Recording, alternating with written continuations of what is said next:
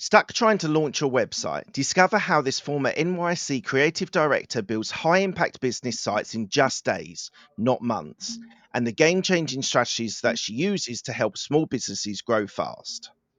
Linda Nowak is the founder and CEO of Up in the Day, a turnkey website solution that helps small businesses launch beautifully branded, highly coveted websites without the long timelines or high costs of traditional web development. We're going to go straight into it. Uh, Part of your marketing, you promise polished websites in days, not months. What's the core processes that makes that kind of speed possible without sacrificing quality? Number one, the platform that we use. So before I started Up in a Day, my team and I ran a digital marketing firm. And in those days, we were building really big websites on Shopify and Squarespace. And fast forward, now we have Up in a Day, and Squarespace just allows for that speed and the quality just based on the builder itself. It's a no code platform. Yeah. So in that sense, given the fact that we are sales and marketing driven and we're great designers, you put those together, you get on you get on a platform that is a no code and you can build quite quickly. But it also, it's not just the platform, it's creating internal processes and external processes that allow us to keep that machine going, to have the same mechanism, the same processes every single time we start a project. But Squarespace and Wix and all those platforms, are you limited with the design formats, the templates that Squarespace has? We are Squarespace partners. So we start every website with a blank canvas. So normally when you get on squarespace.com, you're asked to choose a template. We don't use Yeah. any of those templates because they're beautiful, but they're not built for the types of industries that we work with, industries that are needing websites that are on the more business oriented side to convert to be extremely branded, not just to their business but also to their ideal customer. And so that's why we have a blank template. So every time we approach a new project, we start with a blank template, because every single project that we approach is obviously very specific to the needs of our clients. Yeah. What's the first thing you look at when you're helping a client design a site that always converts and not just looks good? Who their ideal audience is. Great. Always. We do a lot of website revamps. So part of the intake process that we have is, we'll do an analysis of their current website. Obviously, we know it needs a revamp, but we can see the missing pieces, the holes that their current website is missing. And so part of the onboarding process is to interview our clients and get to know them, create the relationship. Big time. We are a relationships company. We're fast, but all of the work is done up front before we build. And so much of that is understanding our clients' needs. So when I started Up in a Day, what I was seeing actually before I started Up in a Day, I saw this huge gap in the market to help small business owners. There wasn't an agency specifically built to help these individuals, these business owners with 1 to 10 employees, to get really great professional websites up that actually have longevity, that work, that aren't clunky, that aren't slow, like really fast, optimized websites, especially on mobile. I couldn't find it anywhere. And what I was saying about being able to build in Squarespace so fast, um, you know, the relationship that we build plus being able to create something online to help these small business owners is really where all where everything kind of comes together. So it's really getting to know what the pain points are of our clients and also the pain points of their potential customers or even existing customers, and giving them solutions online that they can take a step back and be like, oh my gosh, okay, finally, I am not wasting my time on the phone on consults with, leads that are not a fit for us. Or finally, I can step away from my website and just focus on my business instead of nitpicking at it. Or most importantly, like finally, I can I have the confidence to go out there to a new market or to my existing market and really grow my business. And that speaks volumes. We see that all the time when we launch the sites for our clients because their business is being held back. Their marketing efforts are being held back because they're too embarrassed of their site. They don't want to put it out there. They don't want anybody coming to it. And that can be detrimental as a business owner, new or seasoned, when you're looking to grow. So, are you a website designer yourself, or have you always had designers part of your team that are building on Squarespace? That's a great question. Well, the short answer is when I started up in the day, I actually had to test the processes, test the product. It is kind of like a productized service, the way we operate. So it's very low touch points for our busy business owner clients.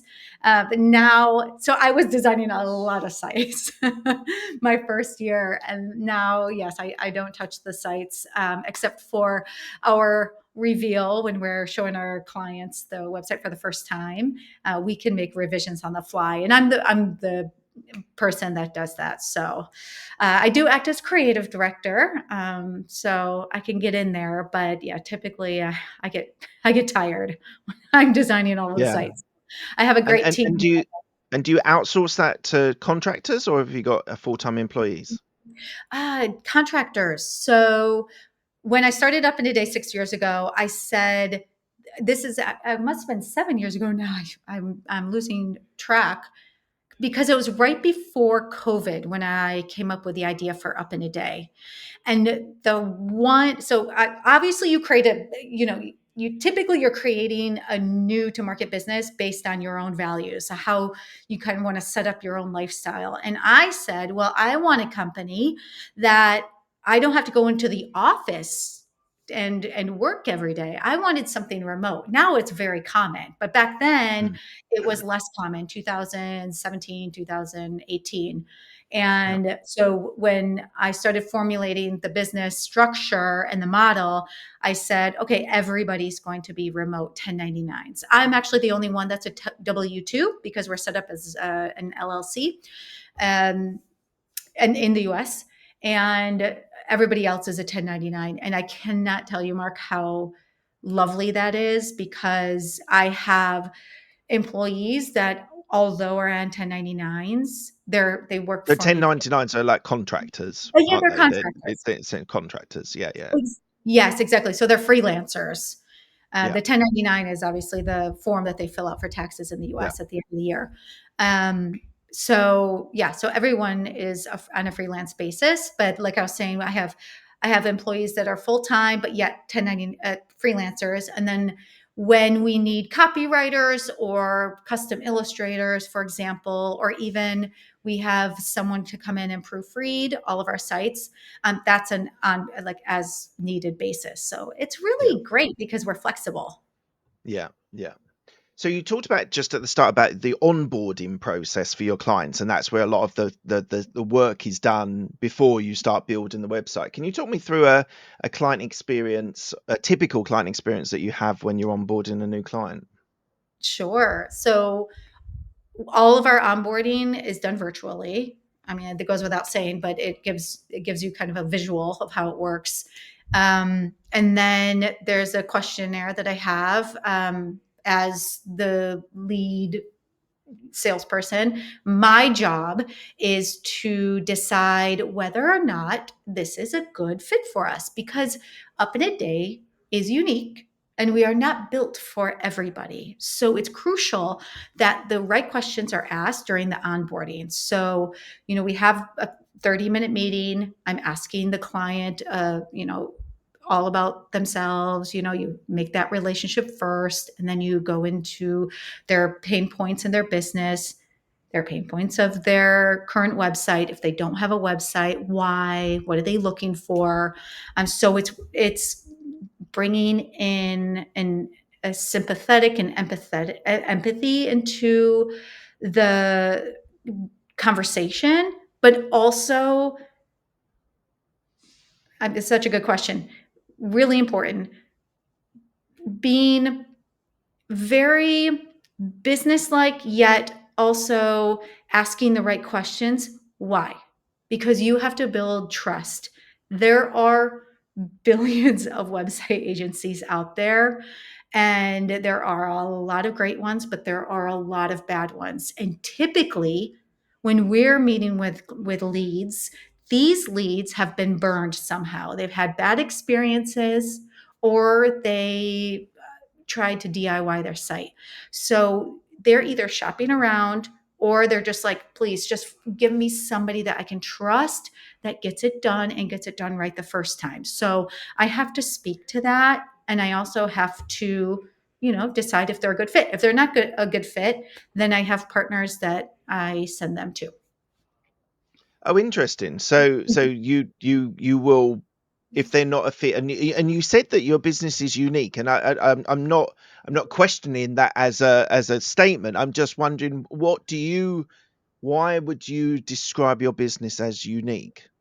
Yeah, we should talk about that before I go further. Absolutely. So Up in a Day is a turnkey website agency, right? We are not an AI agency. We are still manual hands behind all of our websites. We use AI obviously to help do what we need to do, but everything is done by hand. So Up in a Day is built for speed. We are built for efficiency, and we are built for individuals who don't usually, typically, in a nutshell, don't want to have a lot to do with their website design. They don't want to deal with the back and forth. They don't want it drawn out months and months.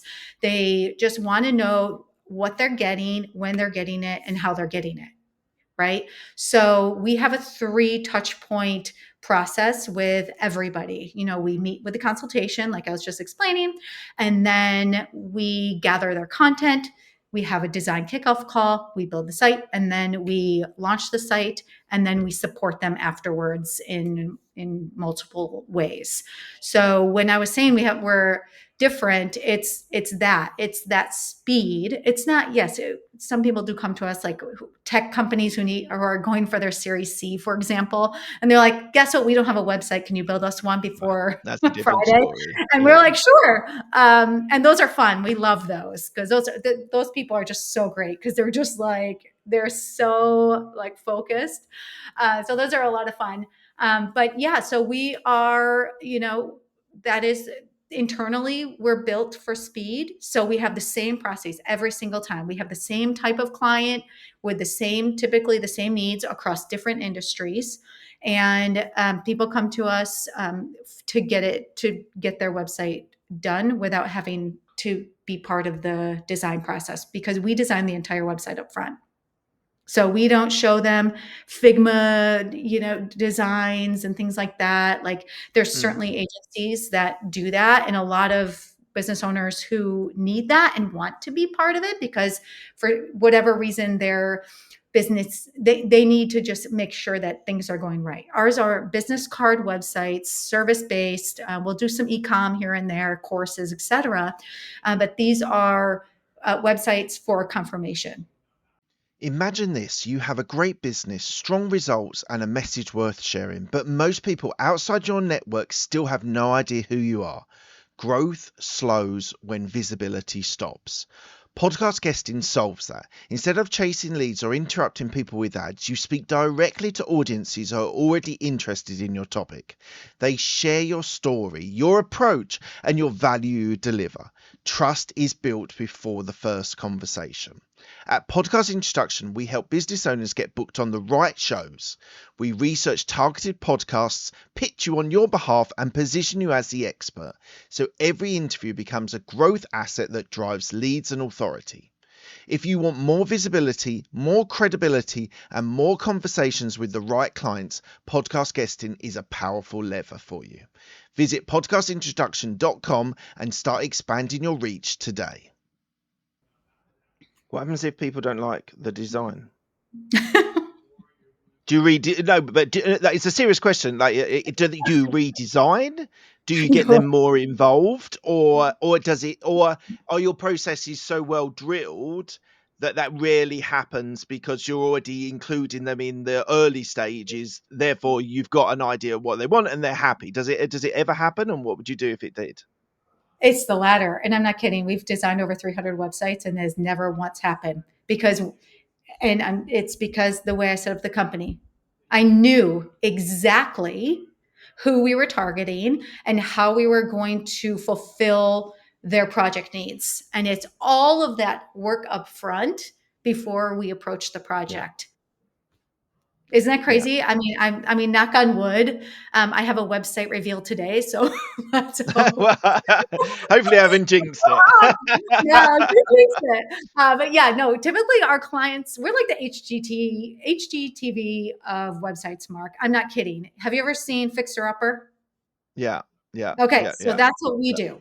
They come in and, Joanna sits with them and they talk like, do you like this tile? Do you like, yeah. it's like McDonald's. Do you want lettuce or do you want onions? Do you want tomatoes? Do you want turquoise? What is your color palette? Our clients will come to us literally with a logo. Some clients will say, whatever you think. I like blue, gray, and black. And we're like, we Right. got you. And we do.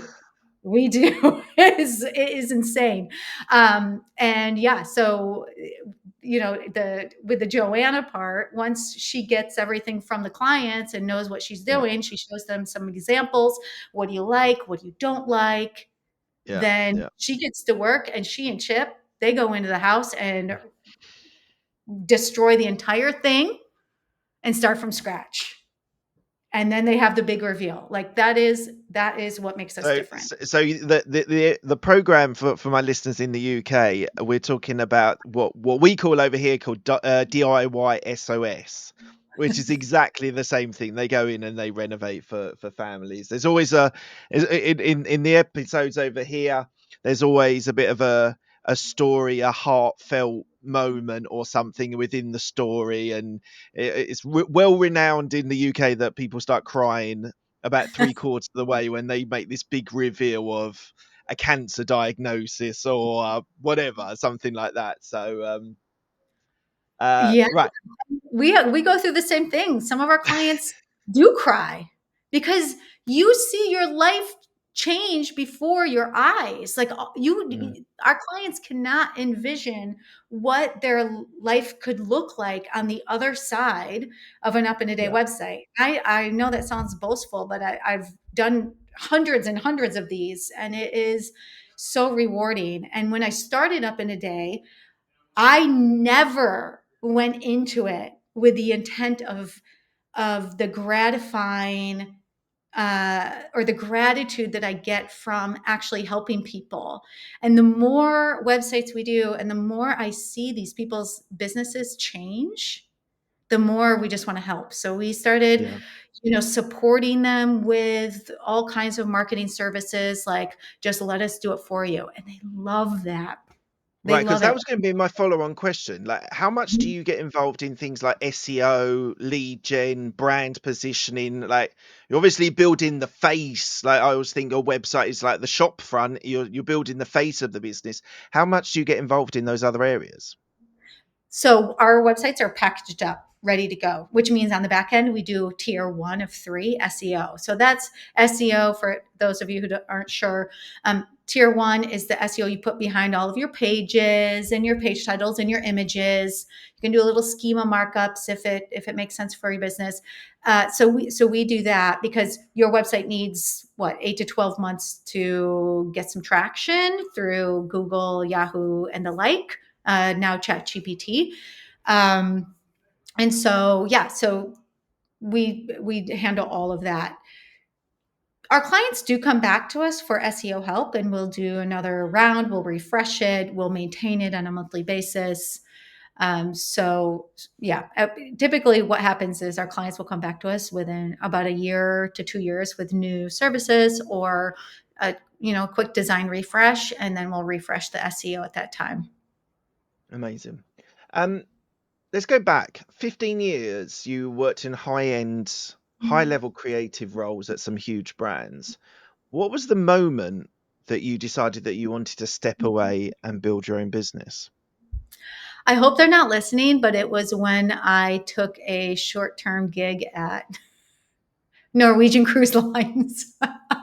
Okay. So I was in New York for about 12, 13 years. And then my boyfriend and I got the opportunity to move to my favorite city in the entire world, which is Miami, outside of Rio de Janeiro. And so when I got to Miami, I was like, oh, like I don't speak Spanish. And if I want to work for LVMH, that's going to be pretty important to have. Mm. Not enough time to learn Spanish and walk in there and pretend I know what I'm doing. And then that was a lot. And that was the same for a lot of other agencies. I'm not an agency. This is so funny. I'm saying this. I don't I never fit in to work for agencies. I tried a few times, but it just, for whatever reason, it just wasn't a good fit. So I was always better on the corporate side, on the brand, like on the brand side, with internal branding departments. And so I ended up at Norwegian Cruise Lines, and I was like, "Yep, nope, I'm good. I'm good."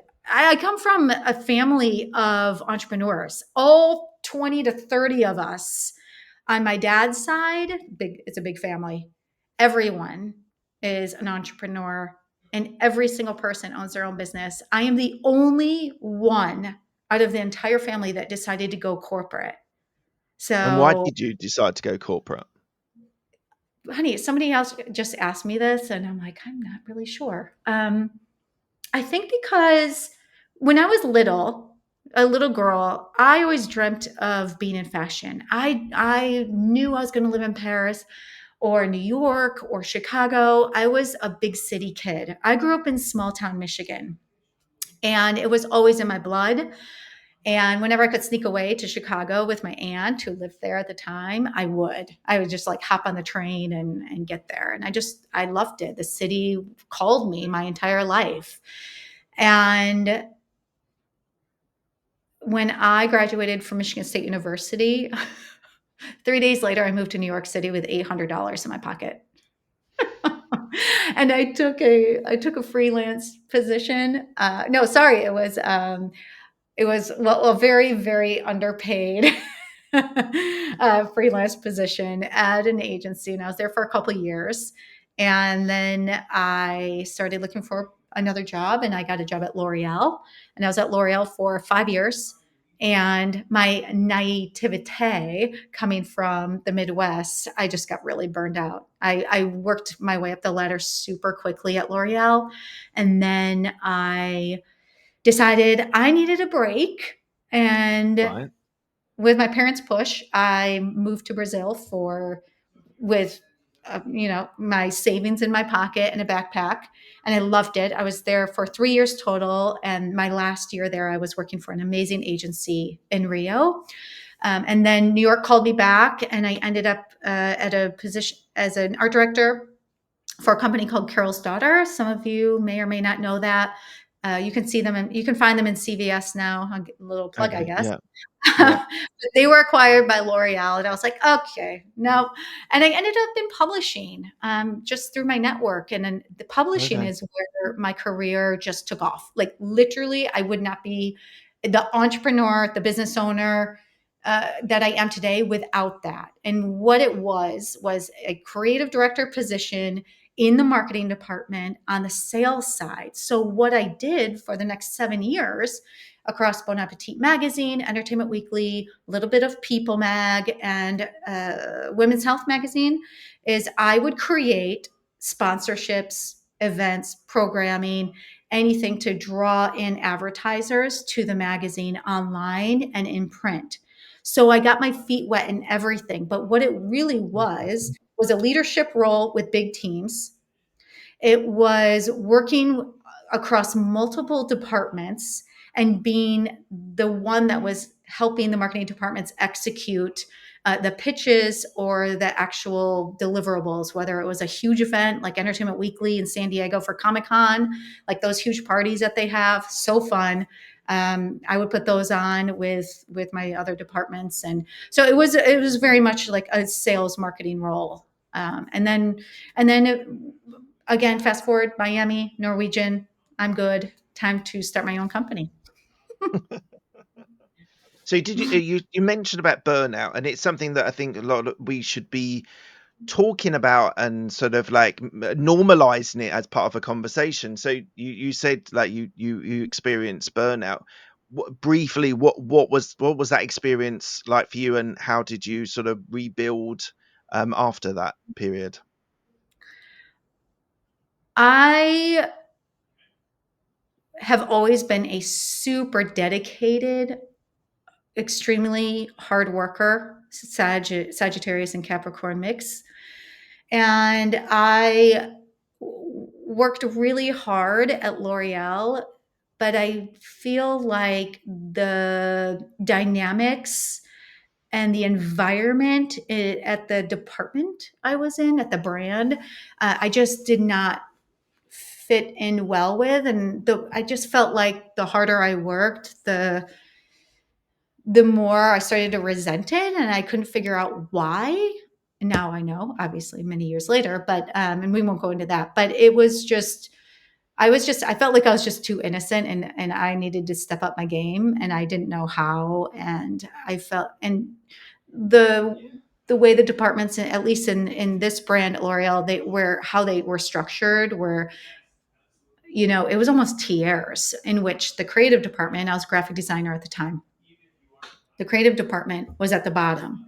And so we were kind of like the last says, and we worked really late, which I didn't like. I worked so many hours, Mark, like Mhm. ridiculous amount of hours. I think really all of that combined, and not Yeah, recognizing what was truly wrong, which was this is just not a good fit for me, um, caused a burnout. But thank goodness, because my parents literally called me one day and they're like, "Kid, you need to pack your and move to Brazil," because I just had always wanted to live there for whatever reason, just like moving to Paris, and I did. And so it was a beautiful ending to that chapter, and then even more beautiful that when I came back to New York City, I was a completely different person. And when you change internally, you attract those people too. And it was so mm, cool because I met so many new friends, and I ended up in publishing and such and such. So it was mm, a learning curve for sure. So just taking care of yourself. If you recognize burnout, stop it now. It is not worth it. And, it's not worth the money because your health is declining or your yeah, mental health is declining. And it's just not worth it. And I know it's so easy for me to say because I'm sitting here back then too without kids and a family to take care of. So just in that case, just finding balance in serving you first so you can yeah. serve others. Look, thank you for your honesty and openness. It's just something I'm hearing quite a lot recently on my show, people having those experiences. So you went into publishing, you took that leadership role, you then started your business. What did day one look like for you with Up in the Day? I'm going to, this is going to be great. As soon as I launch the website, everyone is going to come flooding in the door. I'm not kidding. Did they? No, I'm not kidding. And then I was like, oh my goodness, I'm stuck. What do I do? And so, so then I had to devise a plan uh, for, I had the business model and the processing, everything was ready to go. And then, yeah, I had to figure out how to get clients. So this is actually an interesting story and hopefully it's helpful. So may I Yeah, continue? go for it. Yeah, of All course. right, cool. Just stop me if you have a follow-up question. So the first thing I realized was that I didn't know how to talk about myself and I didn't know how to talk about the company. I didn't know how to. I had 50,000 elevator pitches, all of which were too long. And because I was like, this is the coolest productized service ever, and it's going to be amazing.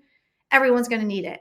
And then when like everything was quiet, like crickets, I had to hire a speech coach, which is interesting because, and it's so helpful because this individual taught me how to speak in public and public speaking. And I couldn't do this. Let's just say that 7 Right. years ago, I'd be like, ah.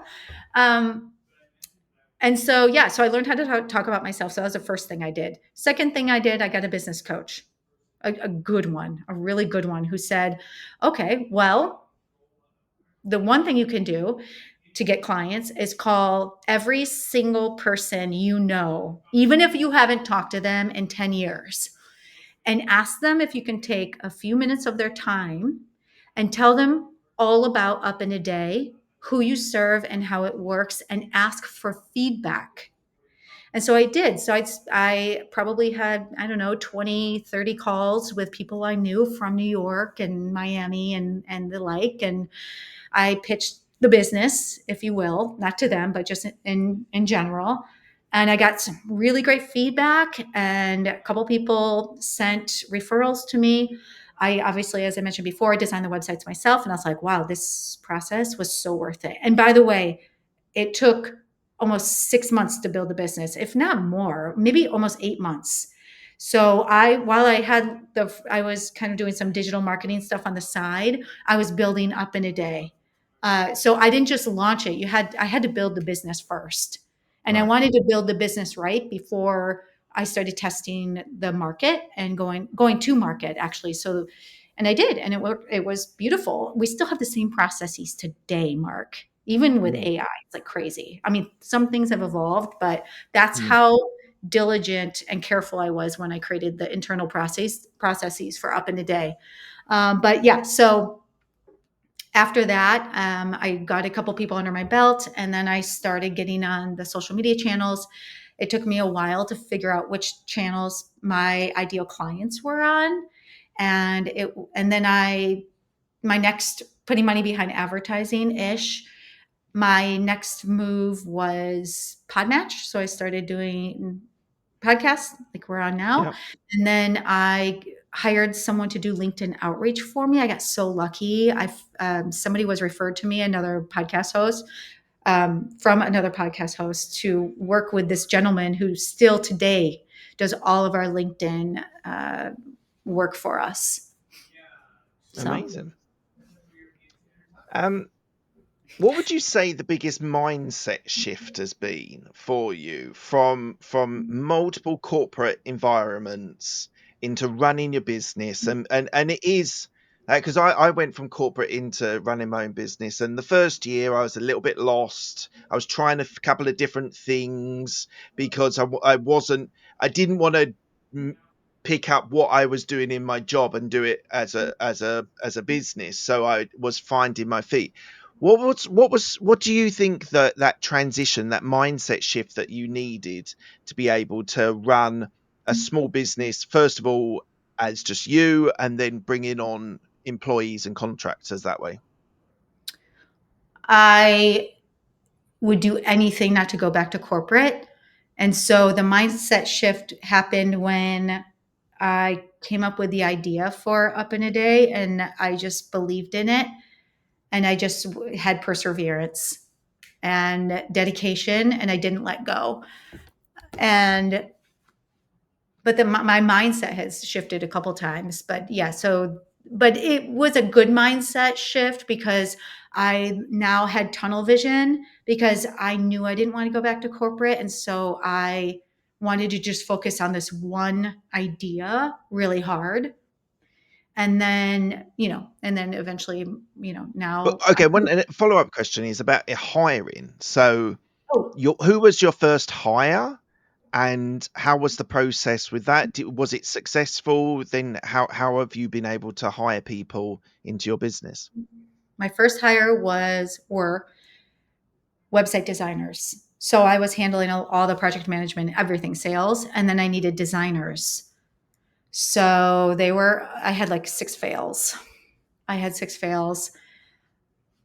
The biggest struggle in the business is finding good designers that can execute from a messaging and sales standpoint. I mean, Mm. we get everything from our client, but when you lay it out, you have to have a specific talent for that. So that was really hard to do because I had to do a lot of back and forth, a lot of hand holding. And part of our values at Up in a Day is internally is to keep our designers calm and enjoying the build out, because the one thing that you never ever ever want to do is pee off or cause stress to a creative, because especially a freelancer, because then that work suffers. I know from Right. experience. And I'm not speaking for everybody, but I've seen it a lot. So that's why I So it wanted. sounds to me that you're sort of that you're saying that creative people, if stressed out, what do a bad job, or that their temperament is not to because this is my thought on what you said was creative people have a certain mindset of how they are created, and if you're stressing them out, they won't be as effective and maybe even efficient in your business model to be able to do that. Is that fair? Very fair. And the work suffers, like the design suffers Right, because they're right. not focused, they're elsewhere. So, and that's hard to do too. Luckily, I come from a leadership role of lots of creatives, so I know how to handle them. So, I knew how to set up the creative department, if you will. Yeah, yeah. That was tough. Um, so Up in the Day serves a wide range of service-based businesses. How did you identify that niche and tailor your offer to them? Oh, that's a great question. That was really hard to do. We went after everybody at first. My boyfriend became an executive coach. And so I started hanging out with his other coach network, groups of coaches. And a couple of them came to us and needed a website. He started referring people to us. And then all of a sudden, it was our niche. And it was our niche, still is, for the past 3 years. And then now and then realist, and then actually one of a big lesson I learned and a mistake I made, not a mistake, it's just a lesson, is if I found one niche and we only targeted and marketed to that niche. And then if Right. other industries came in, we'd take them, and we always wanted to expand into different industries because it's important to grow your business, but we Yeah. didn't fast enough. And the coaching industry, at least for us right now, is a little bit slow. So we had to scramble and start marketing towards other industries. So it got quiet because we weren't actively, while we were busy with coaches and consultants, we weren't actively marketing elsewhere in a very direct, strategic way. Right. So do your niche is still service-based industries like coaches, professionals, things like that? Is that still your niche? And do you have you broadened that at all? Or if you still, how they say, the riches is in the niches in America. Is that still where you are, or have you or do you broaden out as well? We we did we started marketing towards other niches. So we still have coaches and consultants as a niche. We have an internal, there's a way we niche out and are able to be experts in their field, Yeah. um, which I can kind of talk about, but I can't give away our bread and butter. Sure. No, that's And then fine. I don't want to give any IP away. It's but fine. it's all service. So contractors, we love working with contractors. We love working with contractors because being a contractor and a builder is like being a Mm, website builder. It's there are a lot of similarities. So I can, and our ideal client is typically an individual man or woman who is in their late 40s, 50s, and early 60s. And so I know how to talk to them. I know what they're looking for. They don't want to be bothered with a bunch of back and forth. They're perfect for us. Same with finance. That's another niche of ours. Real estate, we love. Those are just so fun.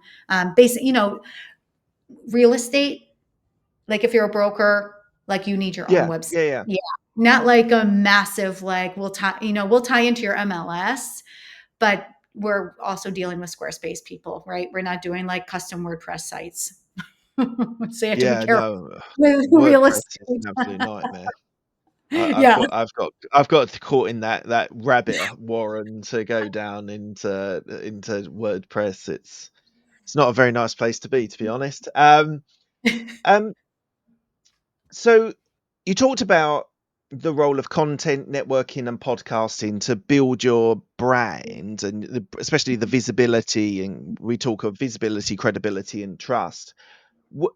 Which one, like, if you had to just do one, like for your business to keep on growing, is it creating content for social media? Is it networking? Is it referrals? Is it podcast guesting? Now, obviously, I know in our marketing for my business, it's layered. You're kind of doing lots of different things because you need a diversified marketing strategy. And I get that. But is there one that is the most productive for you? And if it is, which one is it?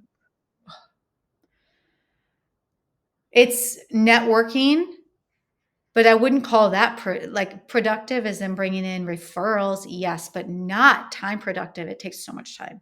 But that is Yeah. the best is networking. I didn't think it was. I started, um, and I'm part of different types of groups like BNI groups in the Yeah. US and some How's that other working out for you, BNI?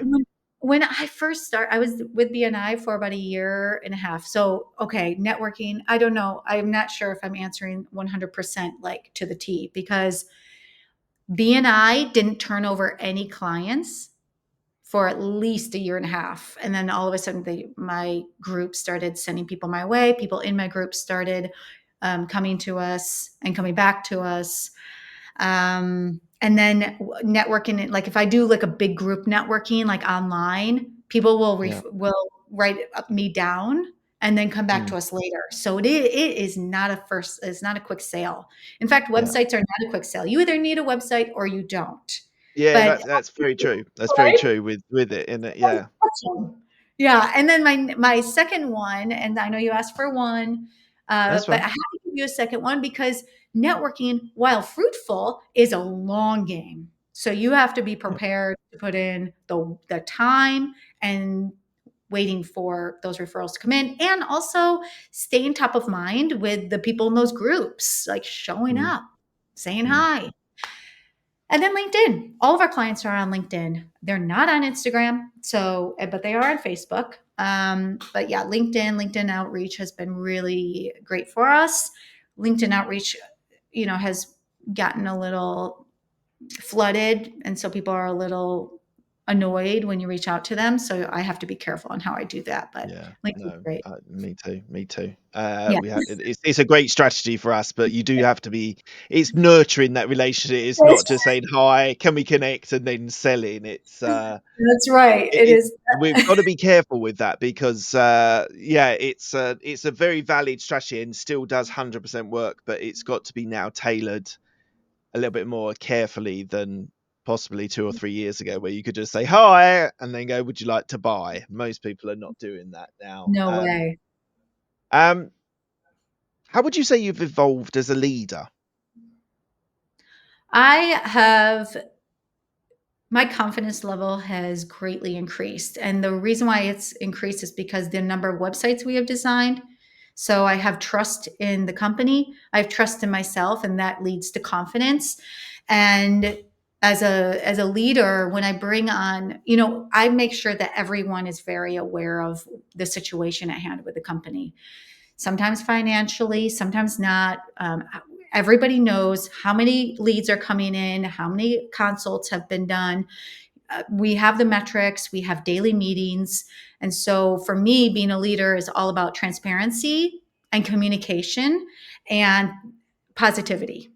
And that's for me, that's what keeps my best talent sticky with us because they have to have Mm, fun too. mm, We're building websites, right? You're in marketing. This is all about having fun. Sure, it can be stressful at times, but when you take a step back, we're literally a communications agency, and we're just Amazing. helping people, and that's what we do. Amazing. What would you say your risk appetite is, and how has it changed over the years? Zero. I wish I had a higher risk appetite, Mark, but it's getting better.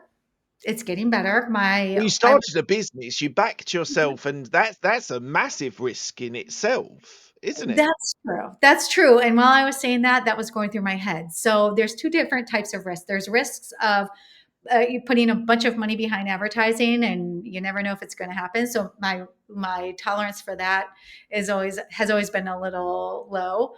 But yeah, in terms of risk and trying something new and starting new services and going after new markets and new industries and changing the way we design and communicate to the world, that risk tolerance is extremely high because I am not afraid of change because I'm a very curious person, and I'm always looking to see how big can Up in a Day get. Let's see, without getting crazy and spending all of our marketing dollars on Facebook ads just to go to Mark Zuckerberg. I try to So do just organic marketing as much as possible. before we go into the ads, like it's interesting for our audience with ad spend, and it's something that doesn't get discussed a lot. I can share, like we on our business, we've run Google ads, we run Meta ads as well. What's been your experience of those types of paid ads? Google is very expensive to Yes. get to get in front of everybody else that is advertising on Google is so crazy expensive because we're website companies. So you know who else is advertising website stuff? Squarespace and Wix. And you know how Yeah. much they're spending? Their spend is slightly different to your spend, yeah. Yeah. However, if you are a local business, that's different. If you It's different than advertising to a certain region of the US or all of the Mm, US or mm, even a couple mm. states. It's different, but for us, yeah, Google is so expensive. LinkedIn is also expensive, but I think can be effective if you're very strategic about it and have the funds available to test certain types of ads, Yeah. because LinkedIn, we all know when we get on, especially desktop and mobile, is so busy. It's Mm, so busy mm. because you have that right hand rail, you have the left hand rail, then you have Yeah. everybody's feed, and now you have video coming in, and that's a tough one. Yeah, I would agree. Right, we're coming to the end of the interview. I ask the same 6 questions to all of my guests. They're quick fire questions. They don't need a quick fire answer. The first question I always start with is, what's the best decision you've made? To start my own business and do something for myself that I never thought I could do. Amazing. What's the best piece of advice you've been given? Don't Oh, that I've been given. It would be the best piece, I guess, would be to enjoy the process and slow down and watch it all happen. Release control. Who gave you that advice?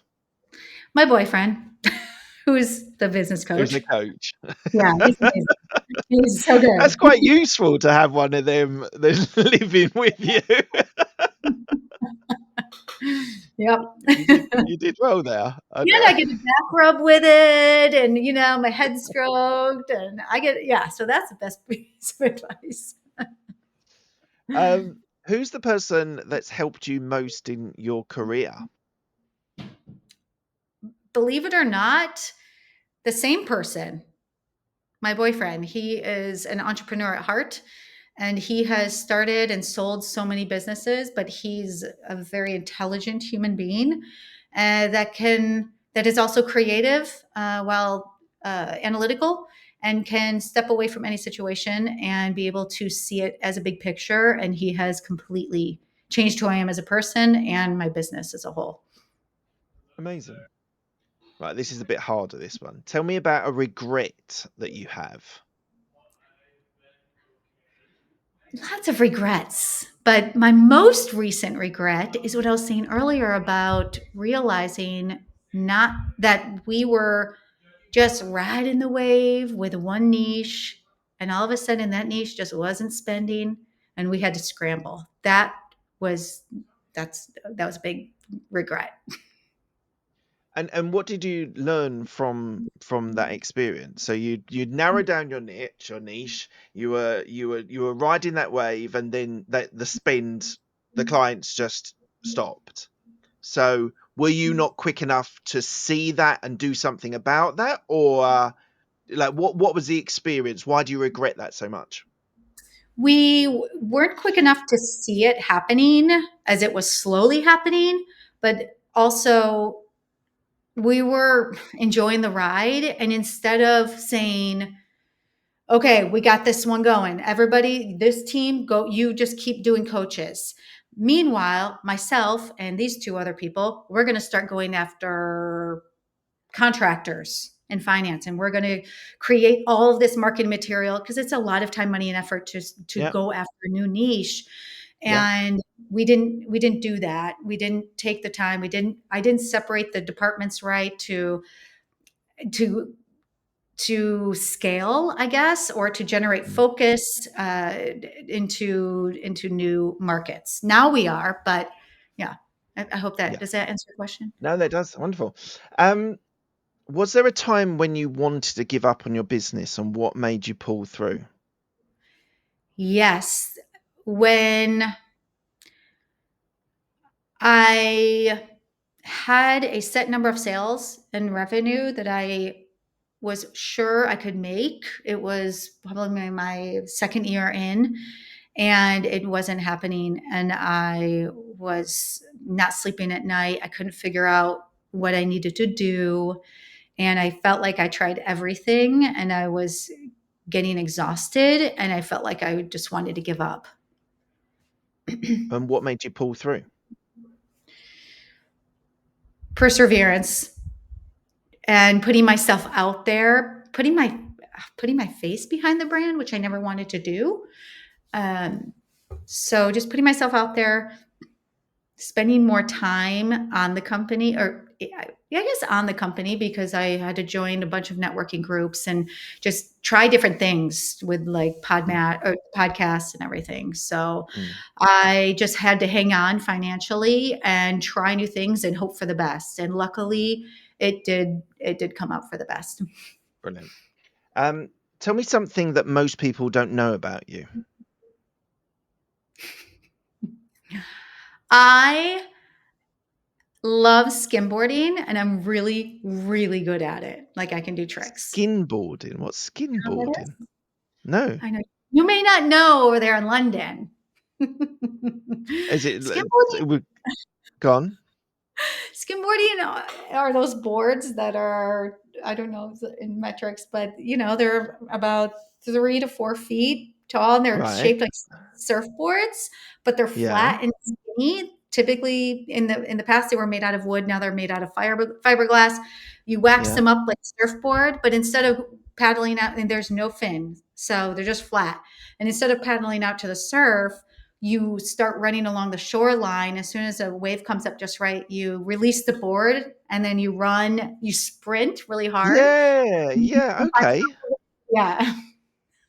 Why don't you surf? Why do you skinboard and not surf? No, I do surf. I do surf Okay. a lot, and there's something about the thrill of skimboarding. I don't know. Yes. I guess No, because no, no. I was being a bit mean, saying why don't you just surf? we But we no, we live in oh, Miami, so we don't get a lot of surf. So yeah. Okay. Okay. That's good. I think that's one of the most unique answers I've had for that question. That's great. No, thank you for explaining to simple me who didn't understand what skimboarding was. Next question. What does legacy mean to you? oh, having changing employees' lives for the better and allowing them to reach their fullest potential in their careers. To your employees? to my employees. I know it's like so selfless, isn't it? Yeah. But it's No, true. no, no, no, absolutely. Like they're um beyond children, and I don't know if you have children, but beyond children, your employees are the most important thing because you're building their lives as well as building your own. So they are, and if they stay with you for long enough, they become like part of your family, and they're incredibly important. So no, I 100% understand where you mean by that, and it's massively important. No, that's great. Thank you. And Well, lastly, could say I don't have children. My sister has three, so I guess I could say, I could leave up in a day to my three nieces and nephews, but I don't think they want up in a day. So I guess the next best thing are my employees, but really just changing people's lives yeah, for the yeah, better. Because I think all of us in the room here have had bad experiences at work with bad management that have really affected mm, our confidence levels. And yeah, I don't want to do that to somebody else. I want to see them thrive and grow. yeah, amazing. And lastly, where can people find you if they want to find out more about you or your business? Sure, thanks. You can check us out on our website. It's upinaday.co. So that's CO. Uh, Connect with me on LinkedIn. I would love to connect. It's obviously linkedin.com and then Lindy hyphen Nowak with a W or Novak. And yeah, we're on Instagram too, but LinkedIn and our website, those are the places. Brilliant. Lindy, thank you so much for joining me today. It's been really interesting hearing your insights and how you're able to build these websites so efficiently. I know our listeners will walk away with some practical strategies and insights that you've given me today. And to everyone that's tuning in, if you found this episode helpful, please take a moment to like, subscribe, and leave a review wherever you're listening or watching. It really helps us reach more business owners who want to grow smarter and faster. And don't forget to go to Lindy's website to find out more information about the website launches. And thanks again for listening to Business Growth Talks, and I'll see you in the next episode.